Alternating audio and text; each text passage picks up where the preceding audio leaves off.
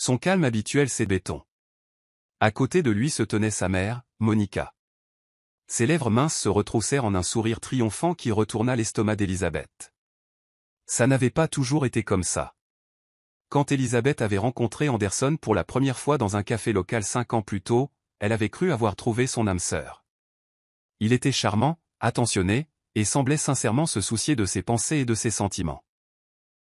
Ils riaient devant des lattes fumant, partageaient leurs rêves et tombèrent amoureux au milieu des rues animées de Boston.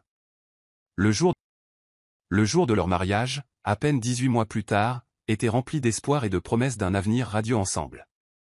Mais au fil des mois et des années, l'homme qu'Elisabeth avait épousé commença à s'effacer, remplacé par quelqu'un qu'elle reconnaissait à peine. Ça a commencé doucement, un commentaire dédaigneux par-ci, une froideur par-là. Puis vinrent les critiques constantes, toujours livrées avec un sourire qui n'atteignait jamais tout à fait ses yeux. « Elisabeth, ma chérie, disait-il, sa voix dégoulinant de condescendance. Ne penses-tu pas que tu devrais faire un peu plus d'effort pour le dîner? Le rôti de ma mère est à tomber par terre. » Ah oui, Monica. Sa belle-mère avait déferlé dans leur vie comme un ouragan, laissant la destruction dans son sillage. Elle avait emménagé avec eux peu après le mariage, prétextant la solitude et le désir d'être plus proche de son précieux garçon. Au début, Elisabeth avait essayé de l'accueillir, espérant construire une relation avec la femme qui avait élevé l'homme qu'elle aimait. Mais il devint vite évident qu'aux yeux de Monica, Elisabeth ne serait jamais assez bien pour son fils. Chaque jour devint une bataille. Monica critiquait tout ce qu'Elisabeth faisait, de la façon dont elle pliait le linge à la manière dont elle arrangeait les fleurs dans le salon. « Oh, Elisabeth » soupirait Monica, secouant la tête avec une déception exagérée. « Je suppose qu'on ne t'a tout simplement pas élevé pour comprendre ces choses. Laisse-moi te montrer comment on fait. » Anderson, pendant ce temps, restait silencieux, regardant sa mère ébranler peu à peu la confiance et l'estime de soi d'Elisabeth. Quand Elisabeth essayait de lui en parler, de lui faire voir comment le comportement de sa mère l'affectait, il balayait toujours ses préoccupations d'un revers de main. « Maman est juste comme ça, disait-il en haussant les épaules. Elle a de bonnes intentions. Tu dois apprendre à t'entendre avec elle. » Alors Elisabeth ravala sa fierté, serra les dents et essaya d'être l'épouse et la belle-fille parfaite qu'il semblait attendre. Mais ce soir-là, quelque chose en elle se brisa. C'était une chose simple, en réalité. Monica lui avait demandé de préparer son plat préféré, un plat français compliqué qu'Elisabeth n'avait jamais tenté auparavant. Elle passa des heures en cuisine, suivant la recette à la lettre, déterminée à prouver qu'elle pouvait réussir cette seule chose. Quand elle servit enfin le dîner, ses mains tremblaient légèrement en posant les assiettes sur la table. Monica prit une bouchée et la recracha aussitôt. « C'est immangeable » déclara-t-elle en repoussant son assiette avec un air de dégoût. « Je n'arrive pas à croire que tu serves ça à ta famille. Anderson, mon chéri, je pense qu'il est temps que nous discutions de trouver quelqu'un de plus capable pour s'occuper des tâches ménagères. » Quelque chose se cassa en Elisabeth à ce moment-là. Des années de frustration et de peine refoulées jaillirent. « J'en ai assez, dit-elle, sa voix étonnamment stable. J'ai essayé pendant des années de vous plaire à tous les deux, mais rien de ce que je fais n'est jamais assez bien. C'est fini. » Le silence qui suivit fut assourdissant. Le visage d'Anderson s'assombrit, ses yeux lançant des éclairs de colère.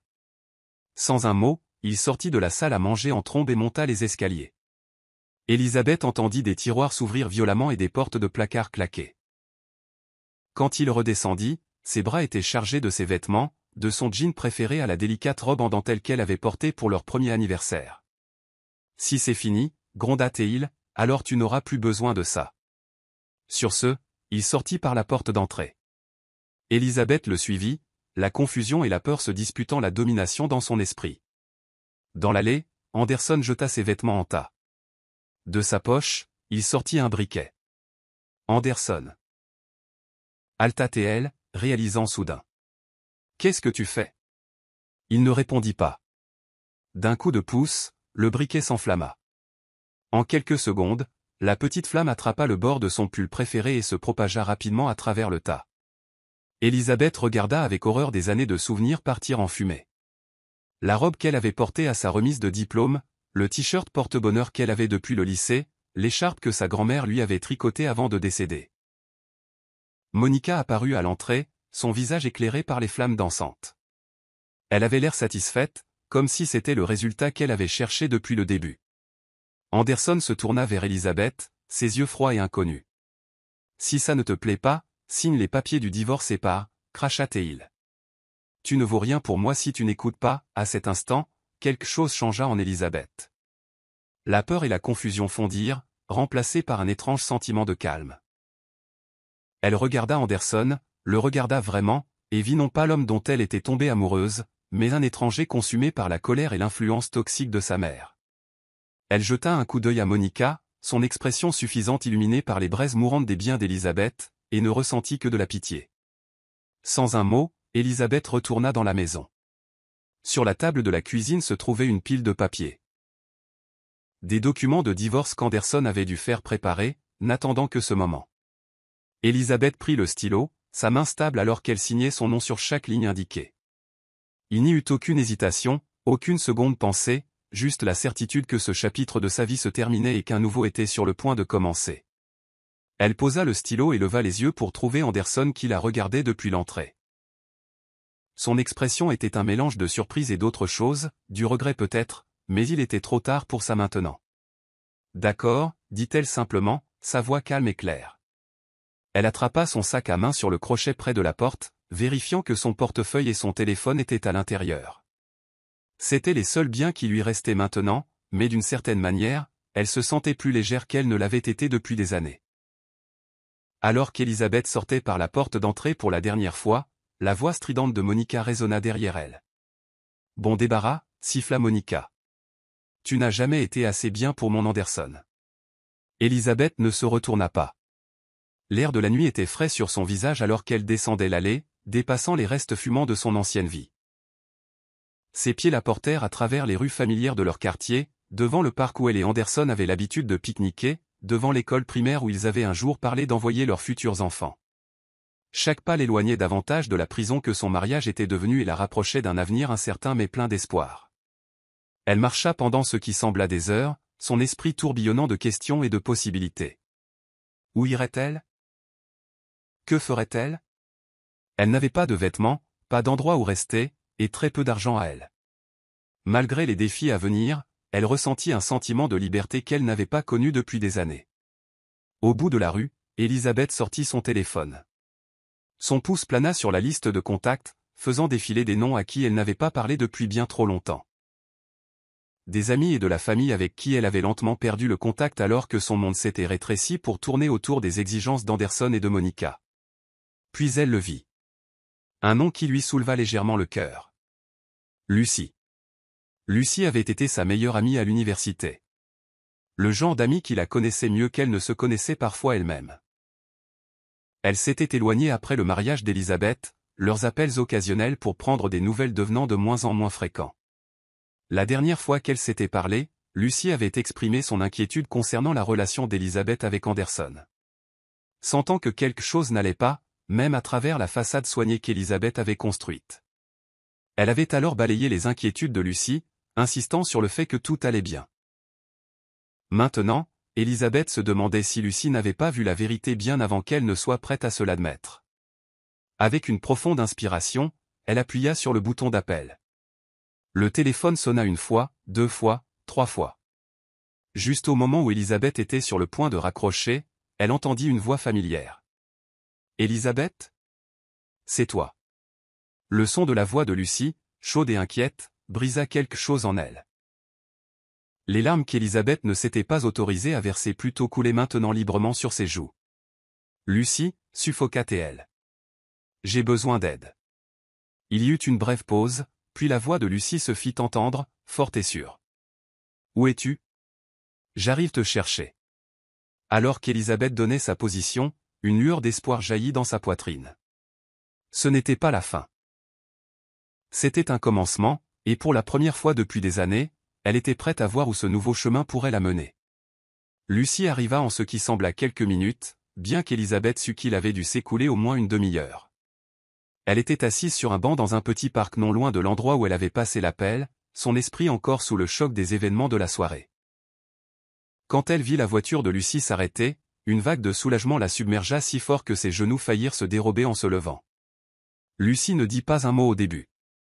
Elle enlaça simplement Élisabeth dans une étreinte serrée qui en disait long. L'odeur familière de son parfum, quelque chose de floral et de réconfortant, lui rappela des souvenirs de sessions d'études nocturnes et de rêves d'avenir partagés. Astérisque, comment ai-je pu laisser cette amitié s'étioler, astérisque, pensa Élisabeth. Oh Élisabeth, murmura Lucie en se reculant, ses yeux sombres scrutant le visage de son amie avec inquiétude. Sortons-toi de là.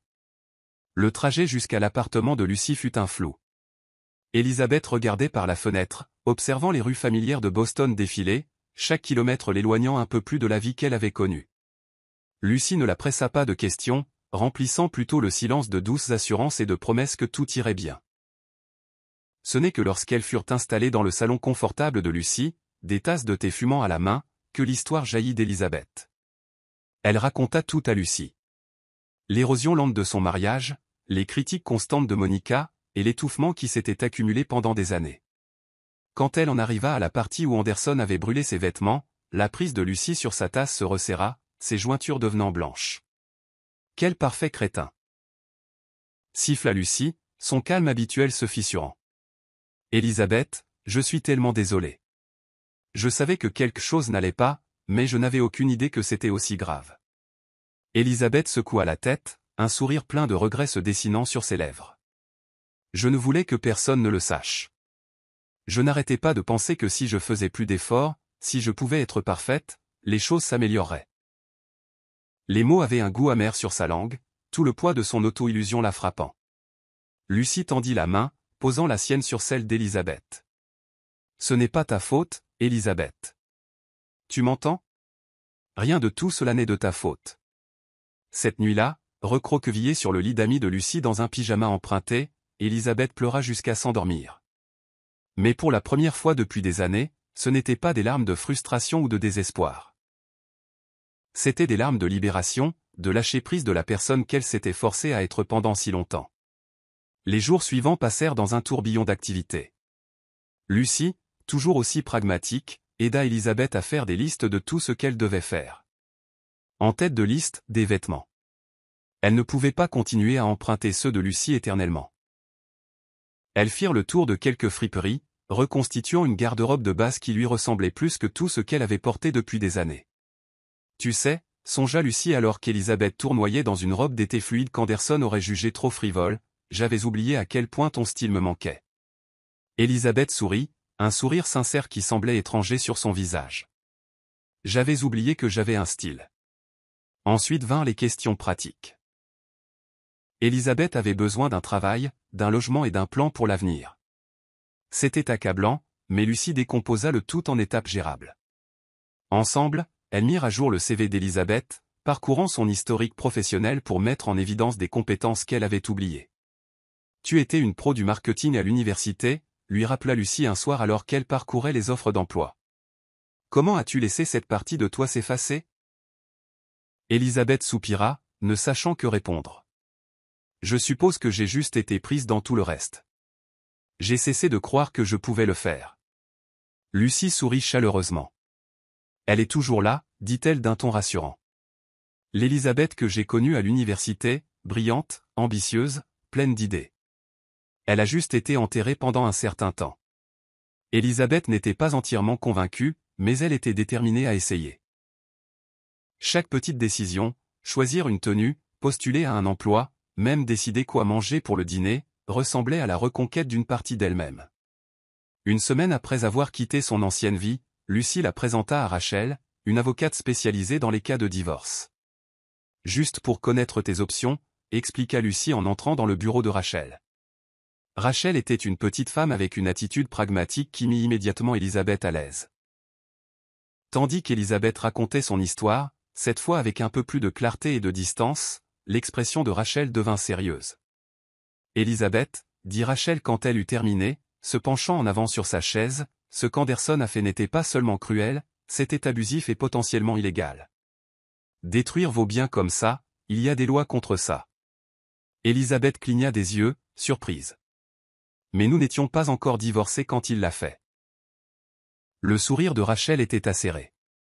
Peu importe. Au moment où vous avez signé ces papiers, cela est devenu pertinent pour la procédure de divorce. Les juges n'apprécient guère ce genre de comportement vengeur. Pour la première fois, Élisabeth sentit une lueur de colère. Non pas la frustration impuissante à laquelle elle s'était habituée, mais une indignation vertueuse qui lui fit redresser le dos. « Que voulez-vous dire » demanda-t-elle. Les yeux de Rachel brillèrent. « Je veux dire que nous avons des options. Si vous voulez poursuivre cette affaire, nous pourrions demander une compensation pour les biens détruits ainsi que des dommages moraux. Cela ne réparera pas ce qui s'est passé, mais cela pourrait vous donner un coussin financier pour reconstruire votre vie. » Élisabeth quitta le bureau de Rachel avec beaucoup de choses à méditer. Une partie d'elle voulait tourner la page et laisser Anderson et Monica derrière elle. Mais une autre partie, une partie qui se renforçait chaque jour, voulait la justice. Pas la vengeance, mais la responsabilité. Cette nuit-là, Élisabeth se tourna et se retourna dans son lit, l'esprit en ébullition. Elle pensa à toutes les fois où elle avait ravalé sa peine et s'était faite toute petite pour maintenir la paix. Elle pensa à d'autres femmes qui pouvaient se sentir aussi piégées et seules qu'elle l'avait été. Et elle pensa à Anderson et Monica, se félicitant probablement de s'être débarrassée d'elle si facilement. Au matin, sa décision était prise. Elle appela Rachel et lui dit d'aller de l'avant avec l'affaire. Les semaines suivantes furent un tourbillon de consultations juridiques, de paperasse et de préparation. Rachel et son équipe furent minutieuses, documentant chaque cas de mauvais traitement dont Élisabeth pouvait se souvenir. C'était douloureux de remuer ses souvenirs, mais aussi cathartique. Chaque souvenir semblait lui faire perdre une autre couche de la personne qu'elle avait été forcée de devenir. Pendant ce temps, la vie continuait. Élisabeth décrocha un emploi dans une petite agence de marketing. Ce n'était pas prestigieux, mais c'était un début. La propriétaire, une femme nommée Diane, lui donna sa chance malgré l'interruption dans son parcours professionnel. « Nous avons tous des chapitres que nous préférerions oublier », dit Diane avec un regard entendu. « Ce qui compte, c'est où vous allez à partir de maintenant. » Élisabeth se jeta dans le travail, redécouvrant des compétences qu'elle pensait avoir perdues. Chaque projet réussi, chaque mot d'éloge de Diane ou de ses collègues, renforçait sa confiance. Lentement, elle commença à se souvenir de la personne qu'elle était. Déterminée, créative, pleine d'idées. Lucie resta son roc à travers tout cela. Elle célébrait chaque petite victoire. Du premier salaire d'Élisabeth au jour où elle trouva un minuscule studio qu'elle pouvait se permettre seule. « Regarde-toi », dit fièrement Lucie alors qu'elle montait un canapé d'occasion dans les escaliers étroits. Un phénix renaissant de ses cendres. Élisabeth roula des yeux, mais ne put s'empêcher de sourire. « N'est-ce pas un peu dramatique ?» Lucie rit. « Après ce que tu as traversé, tu as bien mérité un peu de drame. » Au fil des semaines et des mois, Élisabeth s'installa dans sa nouvelle vie. La peur et l'incertitude qui l'avaient tourmentée au début commencèrent à s'estomper, remplacées par un sentiment croissant de possibilités. Elle redécouvrit d'anciens passe-temps, la peinture, la lecture pour le plaisir, les longues promenades dans la ville qu'elle avait autrefois aimée mais qu'elle avait cessé de remarquer. Elle se fit de nouveaux amis au travail et commença à faire du bénévolat dans un refuge local pour femmes, se constituant lentement un cercle social qui était vraiment le sien. Pourtant, elle ne pouvait pas échapper complètement à son passé. La date d'audience pour son affaire de divorce approchait. Un rappel que ce chapitre de sa vie n'était pas complètement clos. Rachel l'assura qu'elles avaient un dossier solide, mais la pensée d'affronter à nouveau Anderson et Monica remplissait Élisabeth d'un mélange d'effroi et de détermination. La veille de l'audience, Élisabeth se tenait devant le miroir de sa minuscule salle de bain, étudiant son reflet. La femme qui la regardait était différente de celle qui était sortie de cette maison des mois auparavant. Ses cheveux étaient plus courts maintenant, striés de mèches que Lucie l'avait convaincue d'essayer. Sa posture était plus droite, ses yeux pâles. US clair. « Tu peux le faire », dit-elle à son reflet en redressant les épaules. « Quoi qu'il arrive demain, tu as déjà gagné. » Alors qu'elle se détournait du miroir, son téléphone vibra. Un texto de Lucie. « Prête pour demain ? N'oublie pas, je serai juste à côté de toi.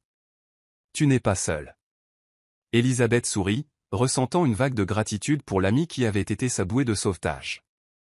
Non, elle n'était pas seule. Plus maintenant. Quoi que le prochain chapitre lui réserve, elle était prête à l'affronter selon ses propres termes. Le matin de l'audience se leva, vif et clair, une parfaite journée d'automne en Nouvelle-Angleterre. Elisabeth se réveilla avant son réveil, l'estomac noué par l'énergie nerveuse. Elle suivit sa routine matinale, une douche, un café, et la tenue qu'elle avait préparée la veille. Elle essaya de canaliser ses nerfs en détermination. Aujourd'hui, il ne s'agissait pas seulement d'affronter Anderson et Monica. Il s'agissait de se défendre, peut-être pour la première fois depuis des années. Lucie arriva pile à l'heure, apportant du café et des bagels.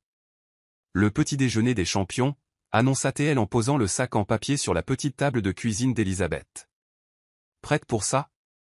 Elisabeth prit une profonde inspiration et lissa son blazer. Il était neuf, enfin, neuf pour elle, trouvé dans une boutique de dépôt-vente, mais il lui donnait un air professionnel et soigné, comme quelqu'un qui méritait d'être pris au sérieux. Aussi prête que je ne le serai jamais, répondit-elle. Le trajet jusqu'au palais de justice fut silencieux, chacune perdue dans ses propres pensées. Elisabeth regardait les rues familières de Boston défiler, se rappelant comment, quelques mois auparavant, elle s'était sentie comme une étrangère dans sa propre vie. Maintenant, malgré les papillons dans son estomac, elle se sentait ancrée et présente d'une manière qu'elle n'avait pas connue depuis des années. Rachel les rejoignit sur les marches du palais de justice, une mallette dans une main et une tablette dans l'autre. « Bonjour, Elisabeth, dit-elle, son ton vif mais gentil. Comment vous sentez-vous? Nerveuse, admit Elisabeth, mais prête. Rachel hocha la tête d'un air approbateur. Bien. N'oubliez pas, nous nous sommes préparés pour cela. Vous connaissez votre histoire mieux que quiconque. Dites simplement la vérité, et laissez-moi m'occuper du reste. En entrant dans le palais de justice, Elisabeth aperçut une silhouette familière, Anderson, debout avec son avocat, et bien sûr, Monica était là. Les pas d'Elisabeth fléchirent un instant alors qu'une vague de peur ancienne la submergeait.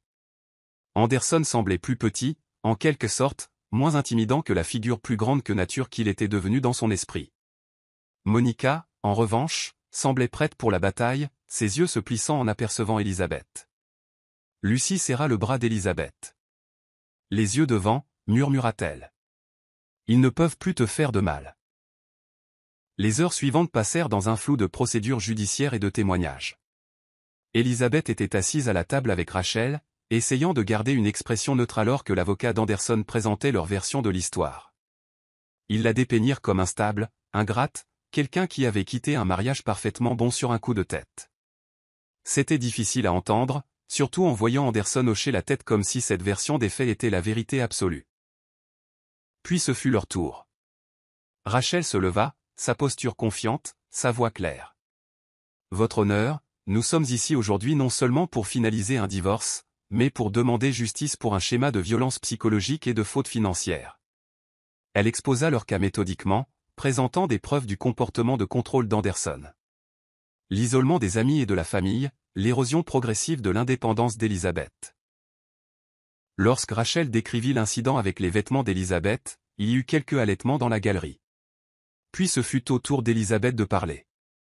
En prenant la parole, elle croisa le regard de Lucie. Lucie lui fit un discret pouce levé, et Elisabeth sentit une vague de courage.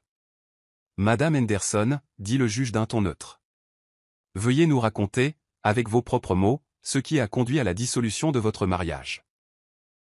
Elisabeth prit une profonde inspiration et commença à parler. Elle leur raconta les débuts, à quel point ils avaient été heureux, et les changements progressifs. Les critiques qui devinrent constantes, la façon dont son monde s'était rétréci pour tourner autour des exigences d'Anderson et de Monica. Elle décrivit la nuit où Anderson avait brûlé ses vêtements, sa voix ne tremblant qu'un peu alors qu'elle racontait être restée là, à regarder des années de souvenirs partir en fumée. « Et pourquoi n'êtes-vous pas parti plus tôt » demanda l'avocat d'Anderson lors du contre-interrogatoire, son ton suggérant qu'il l'avait prise en flagrant délit de mensonge. Elisabeth soutint son regard fermement. « Parce que j'aimais mon mari. Parce que je pensais que si je faisais plus d'efforts, les choses s'amélioreraient. Parce qu'à un moment donné, j'ai oublié que je méritais mieux. » Tout au long de son témoignage, Elisabeth évita de regarder Anderson ou Monica. Mais en quittant la barre, elle aperçut le visage d'Anderson. Il avait l'air choqué, comme s'il entendait cette version de leur mariage pour la première fois. Monica, quant à elle, fulminait, chuchotant furieusement à leur avocat. Le reste de l'audience passa rapidement. Le juge écouta les plaidoiries finales des deux parties, son expression pensive. Quand il parla enfin, ces mots provoquèrent un choc chez Elisabeth. Sur la base des preuves présentées, je conclus que les actions de M. Henderson constituent une violence psychologique et une destruction intentionnelle de biens. Madame Henderson a droit à une compensation pour ses biens détruits, ainsi qu'à une part plus importante des biens matrimoniaux pour tenir compte des opportunités économiques perdues pendant le mariage. Elisabeth resta assise, stupéfaite, tandis que Rachel lui serrait la main. Elles avaient gagné, pas seulement le divorce, mais la reconnaissance de ce qu'elle avait vécu, la validation qu'elle n'était pas folle, que les choses qu'elle avait vécues n'étaient ni normales ni acceptables. En quittant la salle d'audience, Elisabeth se sentit plus légère qu'elle ne l'avait été depuis des années. Henderson essaya de s'approcher d'elle, son expression un mélange de colère et de quelque chose qui aurait pu être du regret. Mais Lucy et Rachel la flanquèrent rapidement, créant une barrière protectrice. « C'est fini, Henderson, dit doucement Elisabeth. S'il te plaît, laissons ça derrière nous. » Il ouvrit la bouche comme pour argumenter, mais Monica était là, le tirant par le bras. Sa voix était stridente alors qu'elle le réprimandait pour avoir perdu le procès. Elisabeth les regarda s'éloigner, ressentant un étrange mélange de pitié et de soulagement. Il n'était plus son problème. Dehors, le soleil d'automne était chaud sur son visage. Lucy la serra dans ses bras en riant.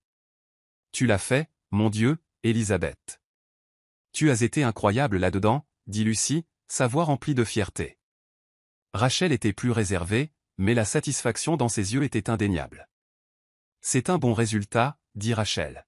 « La compensation devrait vous donner une base solide pour reconstruire. » Elisabeth hocha la tête, encore en train de tout assimiler. « Merci, à vous deux.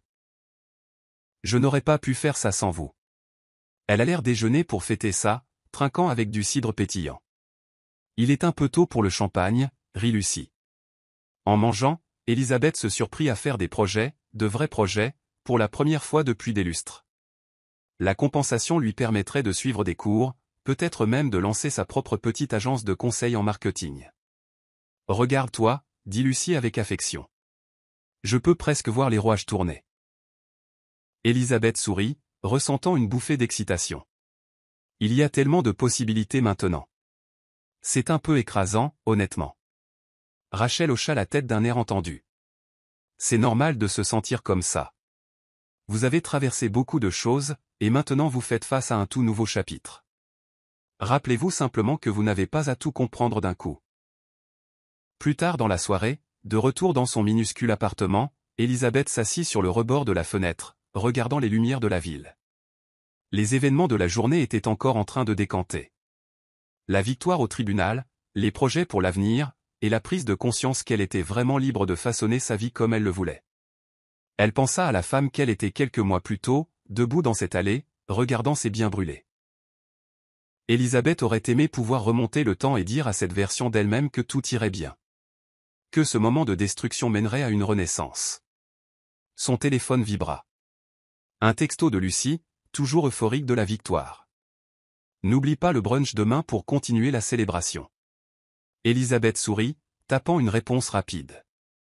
Puis, sur une impulsion, elle ouvrit son ordinateur portable et commença un nouveau document. Astérisque renaître de ses cendres, un guide de survie pour la reconstruction astérisque. Elle tapa le titre en haut de la page. Elisabeth n'était pas sûre de ce que cela deviendrait. Un blog, un livre, peut-être juste un journal personnel. Mais elle savait qu'elle voulait documenter son parcours.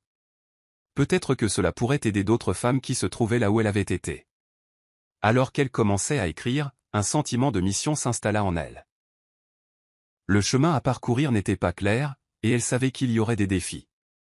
Reconstruire une vie à partir de zéro n'était pas facile. Mais pour la première fois depuis des années, elle était excitée par l'avenir. Quoi qu'il arrive, elle l'affronterait selon ses propres termes, la tête haute. La jeune femme qui était sortie de cette allée en feu était peut-être brisée. Mais la femme assise ici maintenant, elle était prête à mettre le monde en feu, de la meilleure des manières. Dans les semaines qui suivirent l'audience, la vie reprit un nouveau rythme. Elisabeth se jeta dans le travail, impressionnant sa patronne, Diane, par son dévouement et ses idées neuves. Son petit appartement commença à ressembler à un foyer, rempli de meubles d'occasion et des quelques souvenirs qu'elle avait sauvés de son ancienne vie. Lentement mais sûrement, elle se reconstruisait. Mais même en allant de l'avant, elle ne pouvait s'empêcher de se demander ce qu'il advenait d'Anderson et de Monica. Comment géraient-ils les suites de la décision du tribunal? Elle n'avait eu aucune nouvelle d'eux depuis ce jour, et elle se disait que c'était une bonne chose. Une rupture nette. C'est par un samedi matin frais que la tempête éclata enfin. Elisabeth était dans son café préféré, son ordinateur portable ouvert alors qu'elle travaillait sur son blog. Astérisque renaître de ses cendres. Astérisque avait commencé comme un projet personnel, une façon de digérer tout ce qu'elle avait traversé. À sa grande surprise, il avait commencé à attirer des lecteurs. Des femmes de partout la contactaient, partageant leurs propres histoires de survie et de renaissance. Elisabeth était profondément concentrée, en train de relire son dernier article, quand une ombre se projeta sur sa table. Elle leva les yeux, s'attendant à voir un serveur lui proposer de remplir sa tasse. Au lieu de cela, elle se retrouva face à son ancienne voisine, Linda. « Elisabeth » dit Linda avec hésitation, les yeux écarquillés de surprise. « Je pensais bien que c'était vous. » Elisabeth sourit, lui faisant signe de s'asseoir. Linda et elle n'avaient jamais été proches, l'influence de Monica y veillait, mais Linda avait toujours été gentille. « C'est bon de vous voir, Linda. Comment allez-vous » Linda s'installa sur la chaise en face d'elle, son expression un mélange de curiosité et d'inquiétude. « Je vais bien, merci. » Mais Elisabeth, est-ce vrai? Ce qu'ils disent à propos d'Anderson? Le cœur d'Elisabeth manqua un battement. Que disent-ils? Linda se pencha, baissant la voix. Ça court dans tout le quartier. Apparemment, 2 hommes en costume se sont présentés à votre ancienne maison la semaine dernière. Des juristes, d'après ce que j'ai entendu. Anderson est. Eh bien, il n'est plus lui-même depuis. Elisabeth se renversa sur sa chaise, digérant l'information. Une partie d'elle voulait demander plus de détails, savoir exactement ce qui se passait. Mais une autre partie, celle qui avait travaillé si dur pour tourner la page, se retint. Je ne suis plus vraiment en contact avec Anderson, dit-elle prudemment. Quoi qu'il se passe, je suis sûr qu'il saura gérer. Linda hocha la tête, mais Elisabeth pouvait voir les questions brûler dans ses yeux. Avant que Linda ne puisse demander autre chose, Elisabeth orienta la conversation vers des sujets plus sûrs.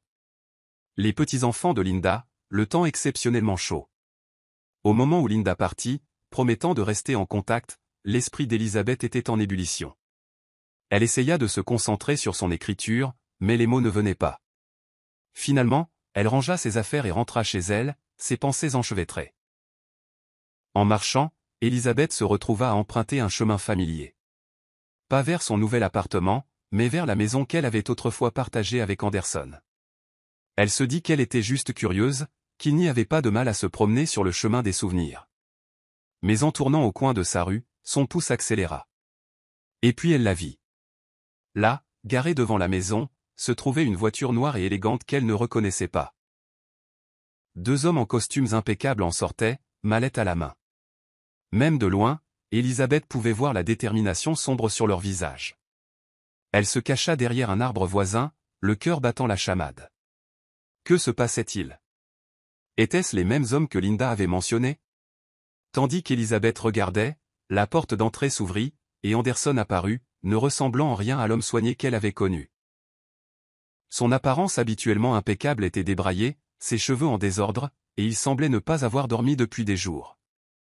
Les 2 hommes s'approchèrent de lui, leur posture dégageant une autorité. Elisabeth était trop loin pour entendre leur conversation, mais elle vit le visage d'Anderson pâlir.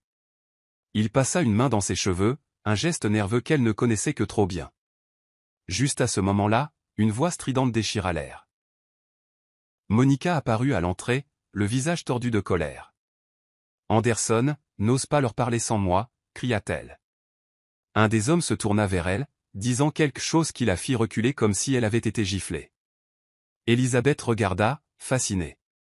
Alors que les dynamiques qu'elle avait connues pendant si longtemps semblaient s'effondrer sous ses yeux, le groupe disparut à l'intérieur de la maison, la laissant là, cachée et partagée. Une partie d'elle ressentait une sombre satisfaction. Après tout ce qu'Anderson et Monica lui avaient fait subir, les voir faire face aux conséquences ressemblait à une forme de justice. Mais une autre partie d'elle, une partie avec laquelle elle n'était pas entièrement à l'aise, ressentit une pointe de pitié. Elle secoua la tête, essayant de clarifier ses pensées. ce n'était plus son problème. Elle avait sa propre vie sur laquelle se concentrer, ses propres batailles à mener. Avec une profonde inspiration, elle se retourna et s'éloigna, se forçant à ne pas regarder en arrière. Cette nuit-là, Elisabeth se tourna et se retourna, incapable de chasser l'image du visage hagard d'Anderson de son esprit. Vers 2 heures du matin, elle renonça à dormir et sortit son ordinateur portable. Presque sans réfléchir, elle se retrouva à parcourir les réseaux sociaux, chose qu'elle avait évitée pendant des mois. Le profil d'Anderson était toujours public. En le parcourant, elle avait l'impression de regarder la vie d'un étranger. Des photos de dîners d'affaires, de parties de golf et de sourires forcés, avec Monica toujours planant à proximité. Mais les publications les plus récentes étaient différentes, des déclarations vagues sur des temps difficiles et une croissance personnelle. Les commentaires étaient un mélange d'inquiétude et de curiosité à peine voilée. Elisabeth ferma l'ordinateur portable, se sentant mal à l'aise. Qu'est-ce qu'elle faisait? Elle avait travaillé si dur pour tourner la page, pour se construire une vie qui ne tournait pas autour d'Anderson et de Monica. Et pourtant, la voilà, au milieu de la nuit, à cyberharceler son ex-mari. Le lendemain matin, Elisabeth se réveilla sous une rafale de textos de Lucie. « As-tu vu les nouvelles ?» disait le premier. Son cœur s'emballa en cliquant sur le lien que Lucie avait envoyé. Le titre lui glaça le sang. Astérisque, un homme d'affaires local fait l'objet d'une enquête pour faute financière astérisque. L'article était vague sur les détails, mais une ligne lui sauta aux yeux. Astérisque, des sources proches de la famille suggèrent que le récent divorce d'Anderson Mayfield pourrait avoir mis en lumière certaines anomalies. Astérisque. Elle resta assise, stupéfaite. Était-ce à cause de leur procédure de divorce? L'examen minutieux de leurs finances avait-il révélé quelque chose de plus gros? Elle repensa à toutes les fois où elle avait remis en question leur style de vie somptueux, pour être ensuite balayée par Anderson. « Ne t'inquiète pas ta jolie petite tête pour ça », disait-il en lui tapotant la main comme si elle était une enfant. Avait-elle vécu au milieu de quelque chose de corrompu, sans même s'en rendre compte? Son téléphone vibra de nouveau. Lucie appelait. « Tu as vu ?» demanda Lucie, sautant les politesses. « Oui », réussit à dire Elisabeth. « Comment te sens-tu à ce sujet ?» demanda Lucie, son ton plus prudent maintenant. « Je ne sais pas », admit Elisabeth. Elle fit une pause puis ajouta. « Je pense que je dois parler à Rachel, juste pour être sûre d'être protégée. » Lucie acquiesça, promettant de prendre des nouvelles plus tard. Après avoir raccroché, Elisabeth resta assise longtemps, regardant dans le vide. La vie qu'elle avait travaillé si dur à construire au cours des derniers mois lui sembla soudain fragile, comme si les fantômes de son passé étaient sur le point de défoncer la porte. Mais à mesure que le choc initial s'estompait, elle sentit autre chose s'agiter dans sa poitrine, la détermination. Elle avait affronté Anderson et Monica au tribunal. Elle avait reconstruit sa vie à partir des cendres. Quelle que soit la tempête qui s'annonçait, elle y ferait face. Elisabeth ouvrit son ordinateur portable et se rendit sur son blog. Ses doigts planèrent sur le clavier un instant avant qu'elle ne commence à taper.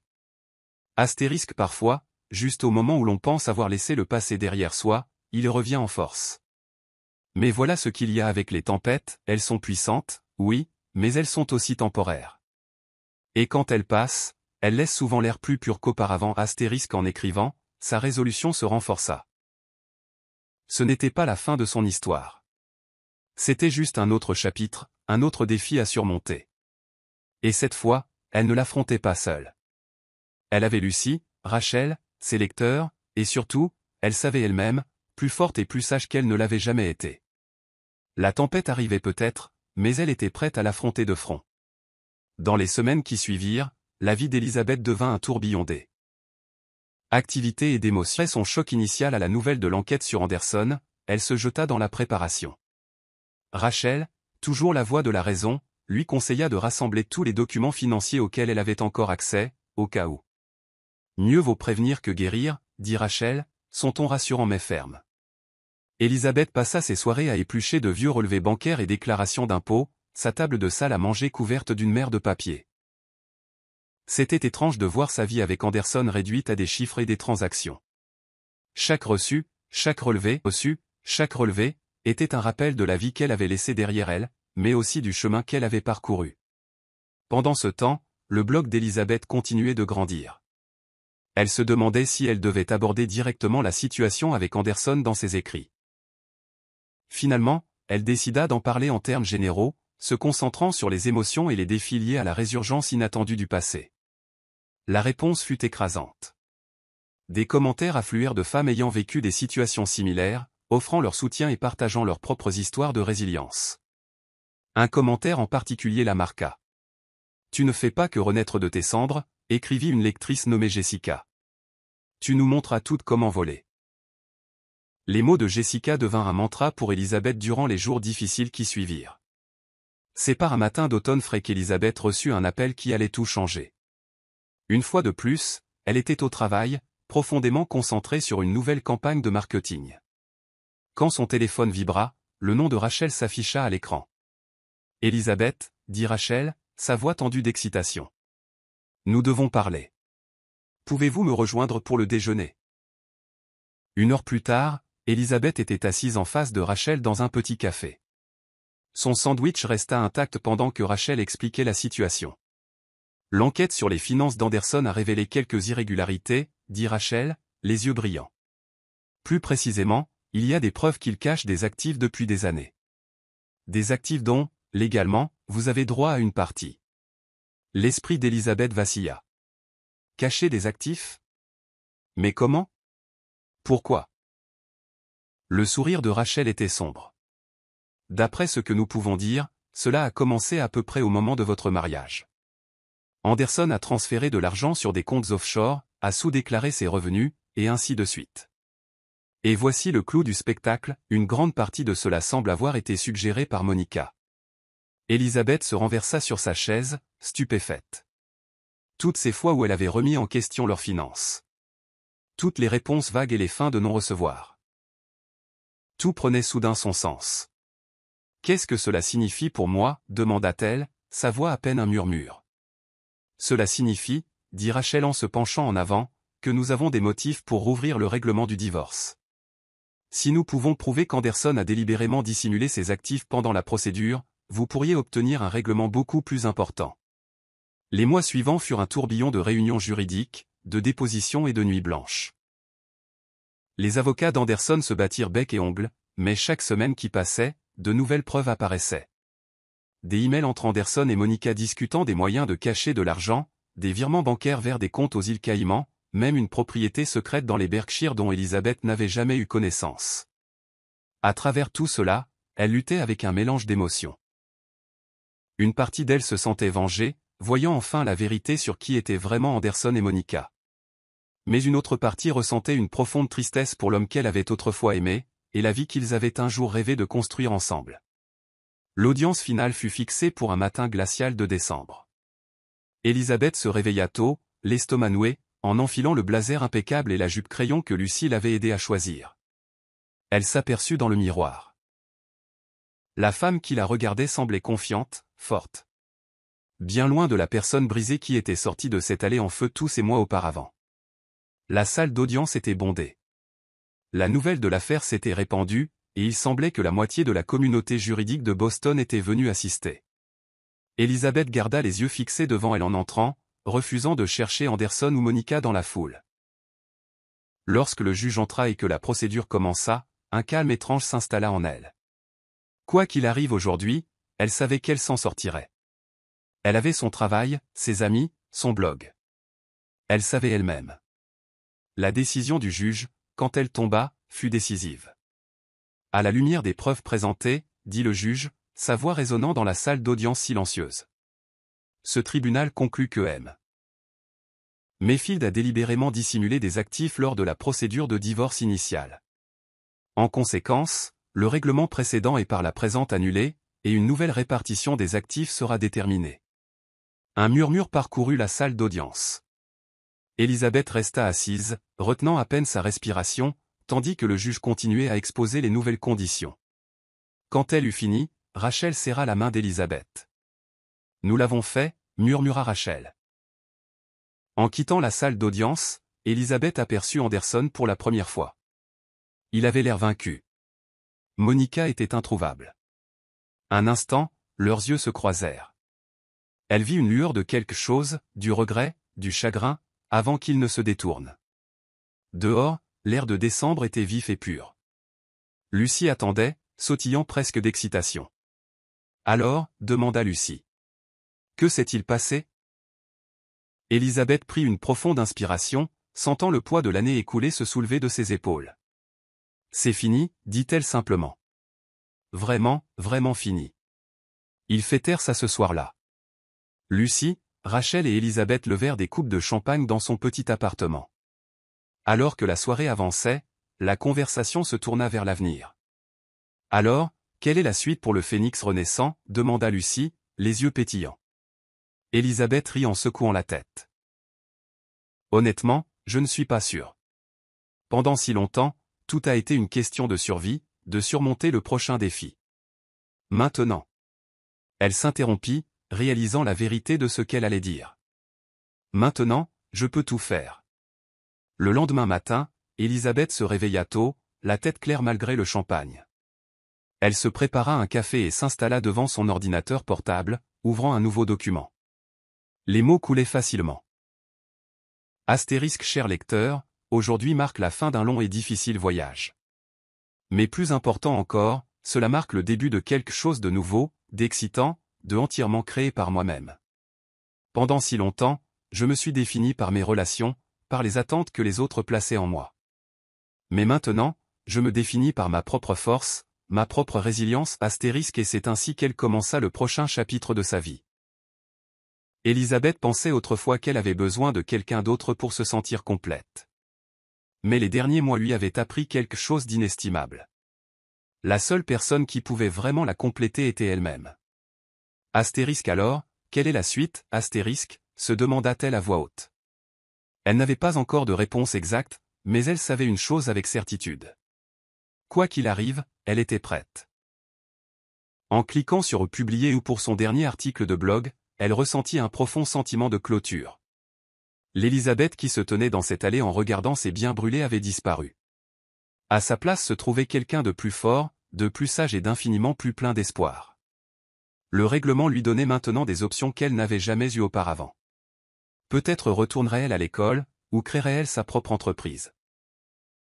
Peut-être voyagerait-elle et verrait-elle les endroits dont elle avait toujours rêvé, mais qu'elle n'avait jamais osé visiter. Mais c'étaient des décisions pour un autre jour. Pour l'instant, elle se contentait de s'asseoir dans son petit mais confortable appartement, sirotant un café tout en contemplant la ligne d'horizon de Boston. L'avenir s'étendait devant elle, plein de possibilités. Alors que le soleil montait plus haut dans le ciel, peignant la ville de nuances dorées, elle sourit. Le karma, semblait-il, avait triomphé. Mais la vraie victoire n'était pas au tribunal, ni dans le règlement. Elle était ici, dans ce moment de calme, dans la femme qu'elle était devenue. Quoi qu'il arrive, elle était prête. Plus que prête, elle était excitée. Pour la première fois depuis des années, peut-être de toute sa vie, elle était vraiment, complètement libre. Et ça, réalisa-t-elle, était son plus grand triomphe. Alors que l'hiver fondait pour laisser place au printemps, Élisabeth se retrouva à un carrefour. Les batailles juridiques étaient derrière elle. L'argent du règlement était à la banque. Et pour la première fois de sa vie d'adulte, elle avait la liberté de choisir son propre chemin. C'était à la fois exaltant et terrifiant. Elle commença petit, s'accordant le luxe du temps pour réfléchir à ce qu'elle voulait vraiment. Les longues promenades à travers Boston Common devinrent son passe-temps favori, regardant la ville reprendre vie après le long hiver. Elle s'essaya à de nouveaux passe-temps, des cours de peinture, un cours d'escalade pour débutants, même un atelier d'écriture créative le week-end. Chaque nouvelle expérience ressemblait à la découverte d'une partie d'elle-même qui avait été enfouie pendant des années. Son blog continua de croître, évoluant d'un journal personnel à une communauté dynamique. Des femmes de tous horizons la contactèrent pour partager leurs propres histoires de survie et de renaissance. Élisabeth se retrouva à passer des heures à répondre aux commentaires et aux emails, offrant des mots d'encouragement et de soutien. Tard un soir, alors qu'elle écrivait, une idée commença à prendre forme. Et si elle pouvait faire plus? Et si elle pouvait prendre tout ce qu'elle avait appris sur la résilience, la reconstruction et la recherche de force dans les moments les plus sombres pour aider les autres? Le lendemain matin, Élisabeth appela Lucie. « Je crois que je sais ce que je veux faire maintenant, dit-elle dès que Lucie décrocha. « Je suis toute oui, répondit Lucie, son sourire évident dans sa voix. Autour d'un café dans leur lieu de prédilection, Elisabeth exposa son plan. Une organisation à but non lucratif dédiée à aider les femmes à reconstruire leur vie après avoir quitté des relations abusives. Elle offrirait des conseils juridiques, un accompagnement professionnel, des ateliers d'éducation financière, tout ce qu'elle aurait souhaité avoir lorsqu'elle avait franchi la porte pour la première fois. Lucie écouta attentivement, ses yeux s'illuminant à chaque détail. Quand Elisabeth eut terminé, Lucie tendit la main à travers la table et lui serra la sienne. « Elisabeth, dit-elle doucement, c'est incroyable. Tu vas changer des vies. » Les mois suivants furent un tourbillon d'activités. Elisabeth se plongea dans la recherche, contactant des refuges pour victimes de violences domestiques, des organisations d'aide juridique et d'autres associations à but non lucratif de la région. Elle voulait tout apprendre sur les ressources déjà disponibles et sur les lacunes existantes. Elle commença également à suivre des cours de gestion dans un collège communautaire local, déterminée à bâtir une base solide pour sa nouvelle entreprise. La salle de classe lui parut étrange au début. Elle était plus âgée que la plupart de ses camarades, et il y eut des moments où elle se sentit déplacée. Mais au fil des semaines, Elisabeth se prit au jeu du défi, redécouvrant un amour pour l'apprentissage qu'elle avait longtemps oublié. C'est dans l'un de ces cours qu'elle rencontra Jasmine, une jeune femme à l'esprit vif et à la détermination tranquille qui rappelait à Elisabeth elle-même. Jumelées pour un projet de groupe, elles travaillèrent en étroite collaboration. Lentement, Jasmine se confia sur son passé. Comme Elisabeth, Jasmine avait quitté une relation abusive et travaillait maintenant à se construire une nouvelle vie pour elle et sa jeune fille. « C'est difficile. » avoua Jasmine un soir alors qu'elles terminaient leur travail. « Certains jours, je me demande si j'ai fait le bon choix, si je suis assez forte pour faire ça toute seule. » Elisabeth ressentit une vague d'empathie, se souvenant de ses propres doutes et peurs.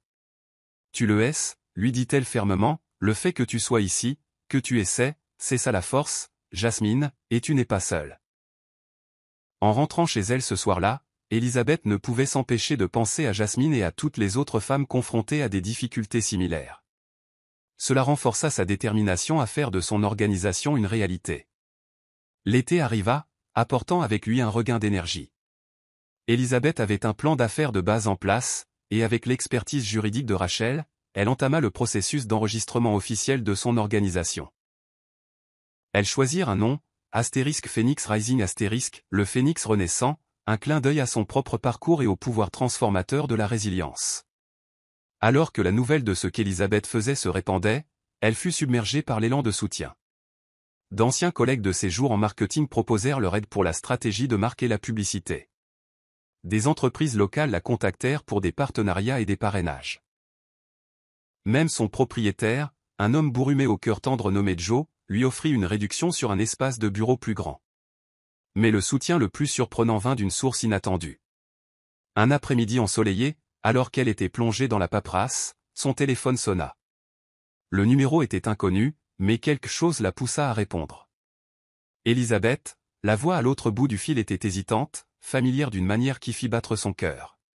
« C'est Linda, votre ancienne voisine. » Elisabeth se souvint de leur rencontre fortuite au café des mois auparavant. « Linda, salut, comment allez-vous » dit-elle chaleureusement. Il y eut une pause, puis les mots de Linda sortirent d'un trait. « J'ai suivi votre blog, ce que vous faites avec cette nouvelle organisation. C'est merveilleux, Elisabeth. Je pense que c'est quelque chose dont j'aurais eu besoin il y a des années. » Tandis que Linda partageait son histoire, un passé qu'Elisabeth n'avait jamais connu, impliquant un premier mariage abusif dont elle s'était échappée bien avant de déménager dans leur quartier, Elisabeth ressentit un mélange d'émotions, de la tristesse pour ce que Linda avait enduré, de la colère contre le système qui lui avait fait défaut, et un regain de détermination. « Je veux aider, » dit fermement Linda. « Quoi que vous ayez besoin, des bénévoles, une collecte de fonds, n'importe quoi. Comptez sur moi. » Au moment où l'automne revint, *Phoenix Rising * était plus qu'une simple idée. Ils avaient une petite équipe dévouée, un espace de bureau bourdonnant d'énergie, et leur premier programme en cours d'exécution. Elisabeth partageait son temps entre le travail administratif, les rencontres avec les clientes, et la poursuite de l'écriture et des conférences sur la violence domestique et la guérison. Ce n'était pas toujours facile. Il y avait des nuits tardives et des matins précoces, des moments de doute et de frustration. Mais chaque fois qu'elle rencontrait une femme faisant ses premiers pas vers l'indépendance, Chaque fois qu'elle voyait l'étincelle d'espoir se rallumer dans les yeux de quelqu'un, elle savait que c'était exactement là où elle devait être. Un an jour pour jour après l'audience finale qui avait changé sa vie, Elisabeth se retrouva dans le même café où elle avait commencé son blog. En sirotant son latte, elle ne pouvait s'empêcher de s'émerveiller de tout ce qui avait changé. Son téléphone vibra. Un texto de Lucie. Allume les infos locales. Curieuse, Elisabeth sortit sa tablette et se rendit sur le site d'information. C'était là, un reportage sur Phoenix Rising avec des interviews de certaines des femmes qu'elles avaient aidées. En regardant, Elisabeth sentit des larmes lui piquer les yeux. Ces femmes, qui avaient été là où elle avait été, se tenaient maintenant droites, parlant avec confiance de leur parcours et de leurs espoirs pour l'avenir. La cloche au-dessus de la porte retentit, et Elisabeth leva les yeux pour voir Jasmine entrer. Jasmine l'aperçut et se dépêcha de venir, le visage rayonnant. « J'ai eu le poste », s'exclama-t-elle en se glissant sur le siège en face d'Elisabeth. « Celui dont je t'ai parlé la semaine dernière. Je commence lundi. » Elisabeth tendit la main à travers la table pour lui serrer la sienne, le cœur rempli de joie. « Jasmine, c'est merveilleux. Je suis si fière de toi. » Alors qu'elle discutait du nouveau travail de Jasmine et de la pièce de théâtre de sa fille à l'école, Elisabeth sentit une vague de contentement l'envahir. C'était pour cela qu'elle avait lancé Phoenix Rising non seulement pour aider les femmes à échapper à de mauvaises situations, mais pour les aider à s'épanouir par la suite. Plus tard dans la soirée, en rentrant chez elle à travers les rues animées de Boston, Elisabeth réfléchit au parcours qui l'avait menée ici. La douleur, la peur, les moments de désespoir, tout cela faisait partie de son histoire, mais ce n'était pas la fin. Elle pensa à la femme qu'elle avait été, debout dans cette allée à regarder ses vêtements brûlés. Elisabeth aurait aimé pouvoir revenir en arrière et dire à cette femme que le feu qui détruisait sa vie était en fait en train de la forger en quelqu'un de plus fort, de plus résilient, de plus authentiquement elle-même. En arrivant à son immeuble, Elisabeth s'arrêta, levant les yeux vers les étoiles à peine visibles à travers les lumières de la ville. Elle pensa à toutes les femmes qui étaient là où elle avait été, se sentant perdue et seule, et elle se fit la promesse silencieuse de continuer à se battre, à aider, à être la lumière dont elle avait eu besoin dans ces moments les plus sombres. L'avenir s'étendait devant elle, plein de possibilités et de défis, mais elle était prête pour eux. Après tout, elle était un phénix renaissant de ses cendres, et son feu ne faisait que commencer à brûler.